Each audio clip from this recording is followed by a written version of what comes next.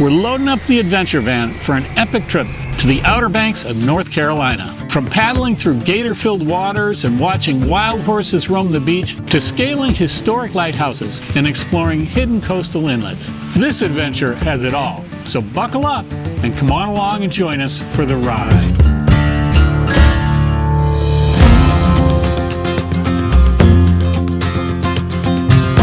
But first, we'll need to get there. So here's the route. We're driving from Chicago to Knoxville on the first day, about 575 miles. Time to refuel.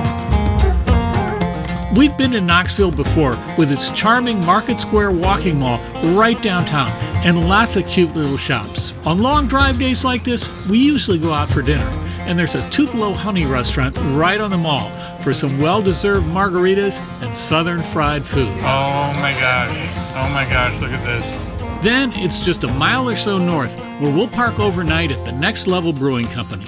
They're part of the Harvest Host Network, which lets RVers stay overnight for free, and it's always our first choice on a one-night cross-country stay. Besides, we get to check out some of their latest brews. Teddy, this sign's for you.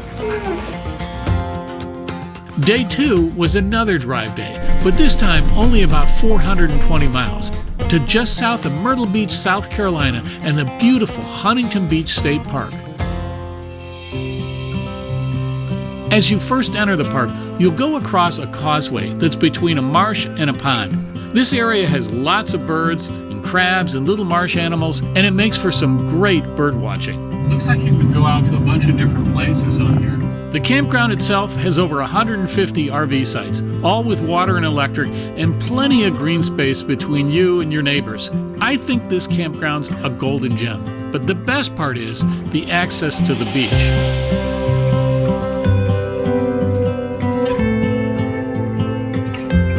There's a little concrete path that's maybe a quarter mile long and leads through a forest to the beach. At 7 a.m., it was pretty much deserted.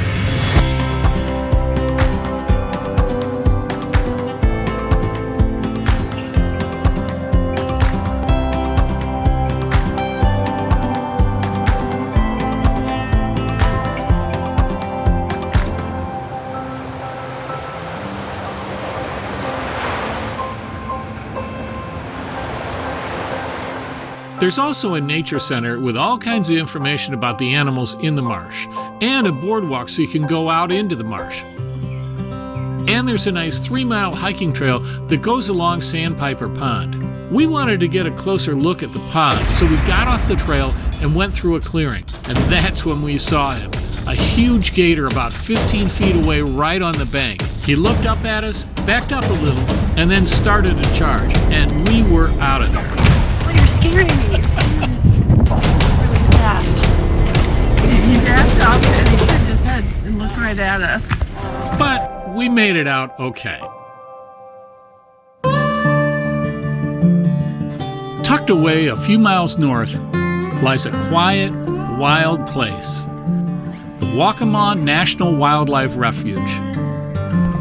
Here, the black waters of the Waccamaw River winds through an ancient cypress forest, their knotty roots rising up from the still waters. We met up with our friends, John and Deanna, who are navigating the Great American Loop, a 6,000-mile inland waterway journey, and they took a break from their epic voyage to join us for a slower kind of adventure. They're extremely skilled hunters. They'll nest all along the Waccamaw River because the main part of their diet is fish. With kayaks guided by our naturalist Matt from Black River Outdoors, we slipped silently into the swamp. Spanish moss draped from the trees like nature's lace, while herons stalked the shallows and owls called from hidden branches.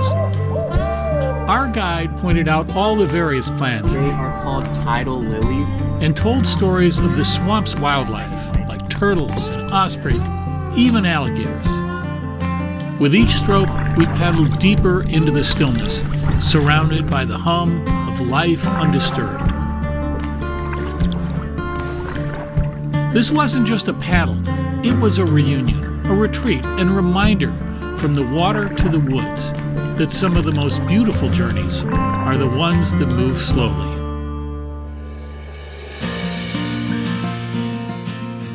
From Huntington Beach, we headed north, getting ever closer to the Outer Banks. But first, we had a couple of stops, starting with an overnight at Myrtle Beach State Park. This campground is just 10 minutes from downtown Myrtle Beach, with its signature boardwalk, skywheel, and shopping. We walked around downtown to soak up the atmosphere, but for us, it's a little too touristy. So we were happy to spend just one night here before heading north to Carolina Beach State Park, which was a quick 2-hour drive for us, but a 2-day journey up the Intercoastal Waterway for our friends John and Deanna. Isn't that them? Who arrived just as the sun was setting, so we enjoyed dinner and drinks together on the marina deck. The next morning, we were up early to take the ferry over to Southport. So we're on the ferry from Fort Fisher over to Southport. We just happened to have timed it perfectly. We literally drove up. We were the last ones on. We paid $14 to get on here, and now we're crossing the Cape Fear Channel. This charming coastal town feels like stepping into a peaceful haven, where history and southern charm blend seamlessly. Nestled at the mouth of the Cape Fear River, Southport is known for its picturesque waterfront, oak-lined streets, and a quaint downtown filled with boutiques and galleries. And its scenic beauty has made it a favorite location for movies and TV shows. We found the best way to explore Southport was on our bikes. Oh, cute little homes. This is a lot like Seaside. That's how we discovered the old Smithville Burying Grounds. Let's go check this out. 1872 to only 1905. That's a cool old cemetery, that's for sure. Whether you're enjoying fresh seafood at a local restaurant or relaxing at a cozy cafe, Southport offers a serene escape with an old world charm that's hard to resist. And just like that, we were back on the road again, heading north. All right, today we are in Beaufort, North Carolina.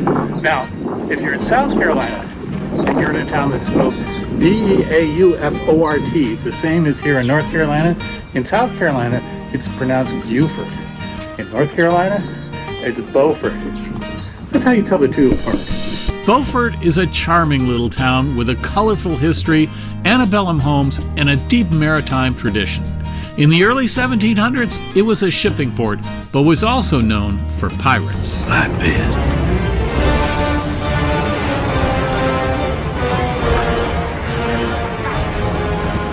Most notably, Blackbeard, whose flagship, the Queen Anne's Revenge, ran aground here.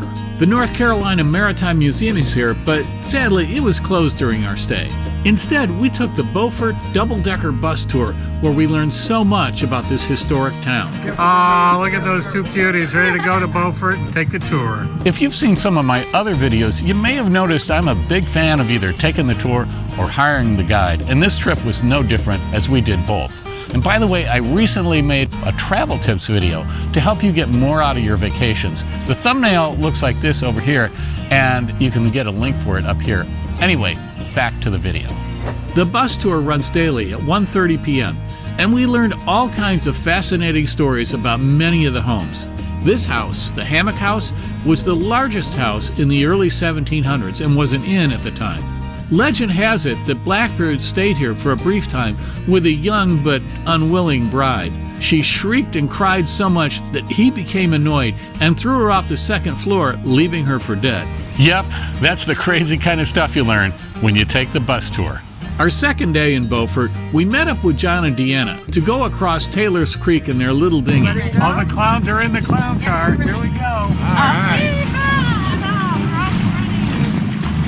They said it had room for 4, but seriously, we looked like a clown car on the water. Across Taylor's Creek is the Rachel Carson Reserve. She was a renowned biologist, conservationist, and best-selling author, and there are several reserves named in her honor, from North Carolina all the way up to Maine. This reserve is a series of islands and marshes that is home to various birds, marsh animals, and most famously, a herd of wild horses. Did you know that there are more than one Rachel Carson estuaries and reserves? Yes, I did. There are many of them, but this one is the best one because it's where we're going today. Yeah. Which way are we going? Left or right? Deanna's already made her mind up. Do you see horses? I see them. On our hike, we saw a group of 5 or 6 horses in the distance, but we couldn't get to them from across the marsh. So we got back into the dinghy. All right, shall we do it? There we go. And motored over to another section. That's where we saw this beautiful bay mare grazing freely on the marsh grass. Right after that, we ran aground. Kind of a unique experience. Yeah. Being grounded. Look at us getting flat. Are we unstuck from the bottom? Look, we're going now. Temporarily. But we managed to shimmy our way out of there John won't let that happen. and get safely back to Oh shore. my God. All in all, Beaufort was a fantastic place to visit, and our last stop before officially getting to the Outer Banks. I'll bring you that part of our journey next week as we take the ferry to Ocracoke Island and then to Cape Hatteras and north to Kitty Hawk and Currituck. In the meantime, I hope you have safe travels, and maybe I'll see you out there on the road.